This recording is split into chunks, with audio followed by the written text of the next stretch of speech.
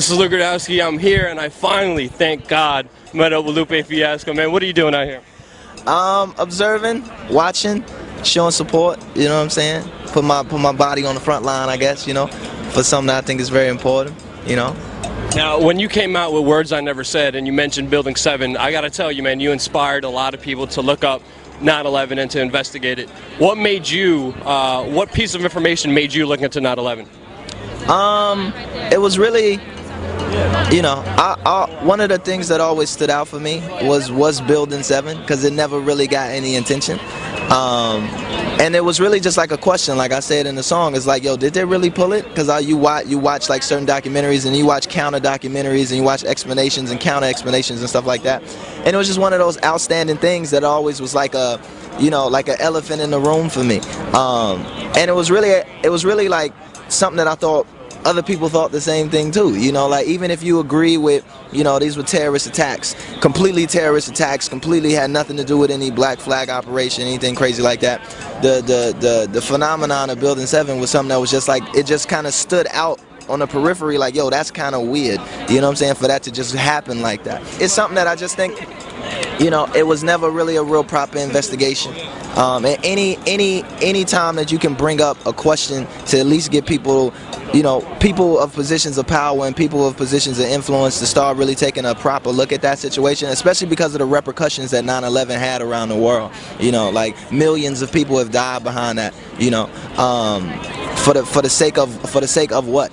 You know, for the price of what? You know, what really happened to cause millions and millions of people to die? If it was just a terrorist attack, then so be it. Let that be known. You know, let that be out and vetted so the public can see it. And I think you'll get more support. You know, I think you'll get more support from Muslim countries. I think you'll get more support if it was just an open and honest kind of thing, and less of this kind of cloudy, you know, kind of mysterious, behind the scenes kind of operation and stuff that goes on. And to see the people that come out and counter argument, you know, to kind of the status quo, they're not like kooks or crazy conspiracy theories and nothing like that. You got people who are fighter fighters, people who are demolition experts, people who are engineers, people who are politicians, people from all walks of life, you know. And it's like, well, where does normal begin? Because if they are the epitome of normal, and just on this one instance they're the kooks and the crazies, then when do they become normal again? You know, what situation will come about where everybody can agree on?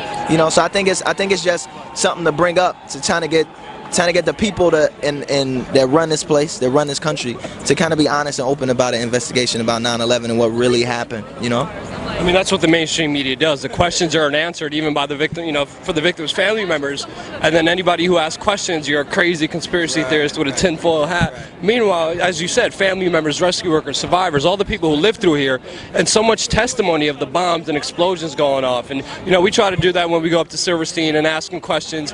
But when he doesn't answer the question, he looks like they have something to hide. They indicate themselves, and it's kind of like they're inviting a conspiracy to make everybody question what happened. Well, there has to be a certain level of, like, I'm a proponent of critical thinking, you know what I'm saying? So I think that everybody should be critical. I think you should be critical of the people who question it. I think you should be critical of the family members. I think you should be critical of the people that say they heard bombs. I think that's the part, is that you need to investigate it. You know, it needs to be investigated thoroughly. There needs to be interviews. There needs to be a commission. There needs to be a whole kind of thing focused on getting to the truth. Not to push one agenda over the other, or not to even if it was something that was a justifiable kind of situation, then so be it. You know, if it was a situation where, yes, these people really flew these planes into these buildings, this really blew up like this is how this collapsed, and that's how it did, and this is why we went to war with this country and this country and this country.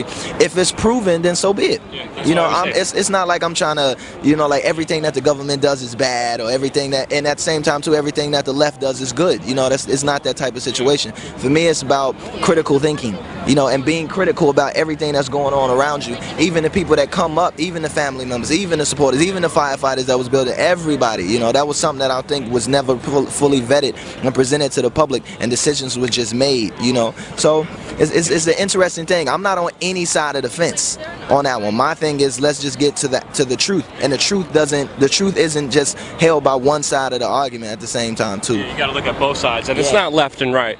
It's about truth, and don't believe me, don't believe anybody. Just go out there, look, believe your own eyes. And I wanted to bring up the New World Order. What are your thoughts about the New World Order and elites coming together in secret to consolidate power, just like the Bilderberg Group? Do you have an opinion on them? I don't even think they come together in secret. You know, I think the New World Order is something that's deliberate, and it's in the public. I do think that there's certain parts of it that are in secret, simply because it's a private kind of situation. It's private individuals who hold private stake in certain parts of the world, and private stake in real estate, or private stake in their companies. So you'd expect things like that to be secret. You know, you don't invite everybody to dinner at your house. You know what I'm saying? So, and I don't think it's nefarious as people make it out to be. I think it's a lot of the stuff that we silently allow to happen. You know, I think that we're complicit. Even this thing here, Occupying Wall Street, and everything that's going down today, the one question that came up for me was, well, all the people that we're trying to get to come out and to raise awareness are complicit in it, because their pensions, right, are connected to the stock market.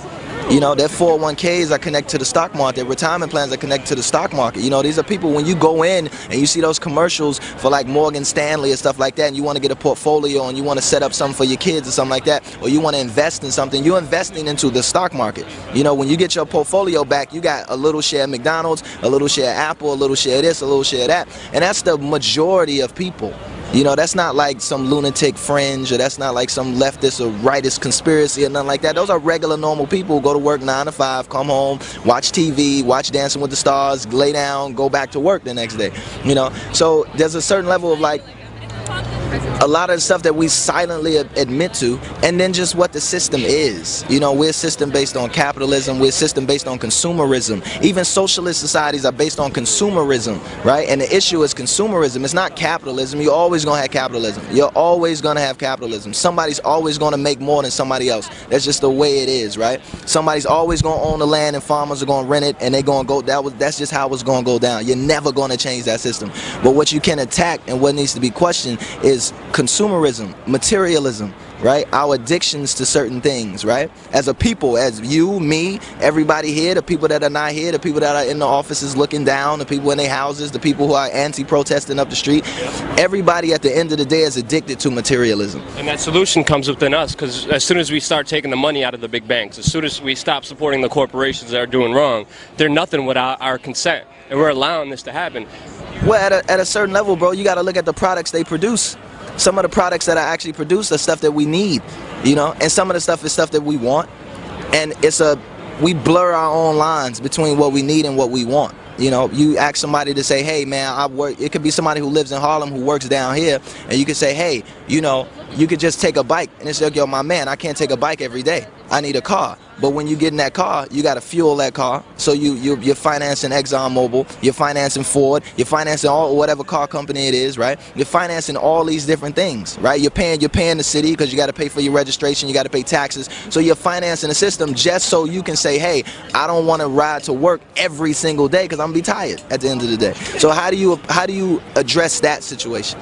You know, when do you demonize that person because he don't want to ride a bike? But it's like, are you gonna take care of his situation? Are you really taking into consideration that my man lives in Harlem and he don't want to take a bike or walk all the way down to Wall Street because he's gonna be late for work, he's probably gonna lose his job, and he's gonna be tired as fuck. Yeah, that's true. I always say positivity is key, and we got to change ourselves first before we change the world.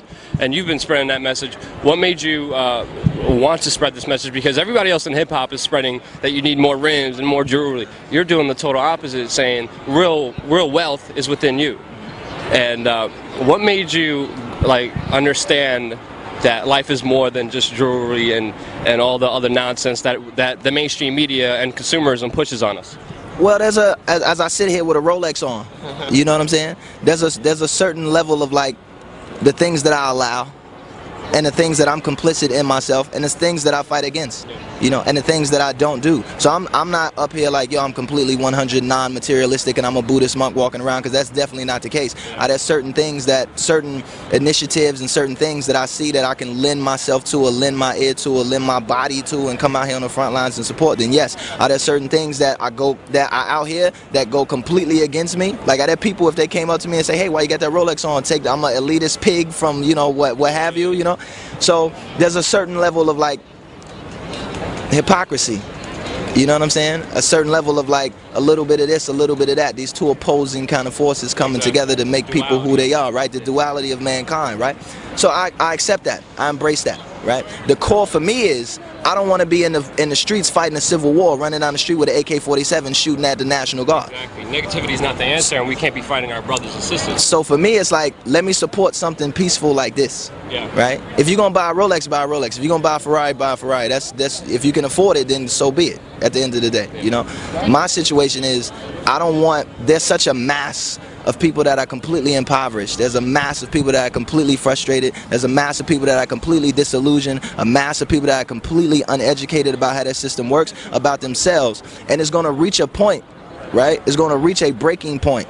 And when that breaking point happens, I don't want to be living in a bunker for 15 years, eating dried food and, you know, and shooting at people to keep them away from my house and shit like that. I don't want that. So while the opportunity is now, and we have things such as this, and we have things such as the internet, and we can propagate the information, and I have my celebrity as a musician, I want to push that. You know, I want to push people to be educated and go out there and read this book and check this book out. Pedagogy of the Press, go get that, read that. You know, like, understand exactly what's going on before we act. You know, and before this shit blows up, you know, because it's gonna blow up, and nobody's denying everything.